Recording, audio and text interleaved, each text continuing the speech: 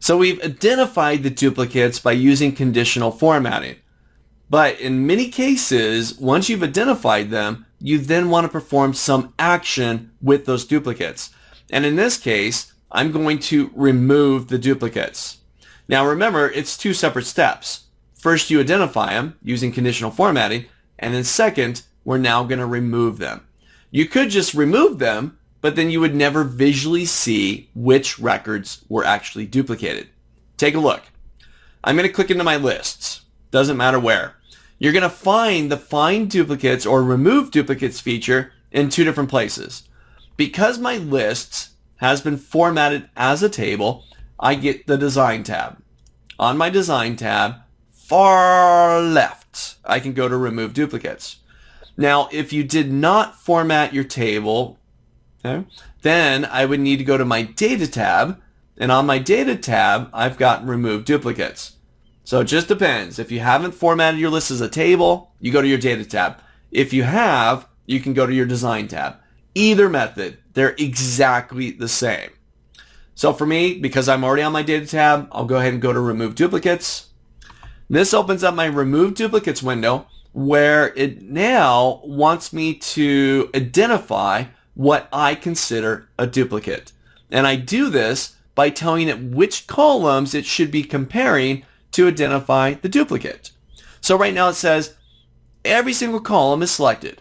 So if every single value in a record matches every single value in another record, it'll consider it a duplicate. That's great. But you know what? Think about this. This is employee information, right? And we got names in here. Well, because all of them are selected, I could potentially miss one. What if I have an employee named Robert, right? And then Robert gets entered a second time into this list. But the second time Robert gets entered, somebody called them Rob or Bob. Well, because the first name is different, Excel will treat it as a unique record.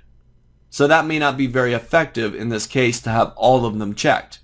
Well, for me, the only thing that I'm really concerned with, I'm going to unselect all here, and I'm going to choose just the employee ID. For me, if the employee ID duplicates, that means I have a duplicate record in here because each employee should only have their unique ID. So I'm going to check that employee ID, and I'm going to hit OK. The moment that I hit OK, we're going to get another window up here, but it's then going to remove any duplicates, and they're now gone. No longer in the list. I'll hit OK.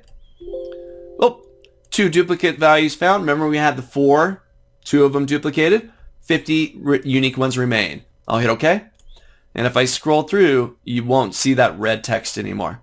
I've now removed, and we're down to 50 records, I've now removed those duplicates within this list. Really simple. In the olden days, you'd have to go manually through a list and search it yourself, and then delete out anytime you found duplicates. Well, here, really simple. Data tab, remove duplicates, tell it how you're going to identify the duplicate by which columns consider it a duplicate, hit the button, and they're gone. Poof! Now for me, once again, I like to identify them first, so I'll run the conditional formatting that we talked about in the previous lecture, and then I'll remove the duplicates. So try this out. Make sure you do the conditional formatting. If you didn't watch the previous video, go take a look at that first, and then go to your Data tab and remove the duplicates and get rid of them.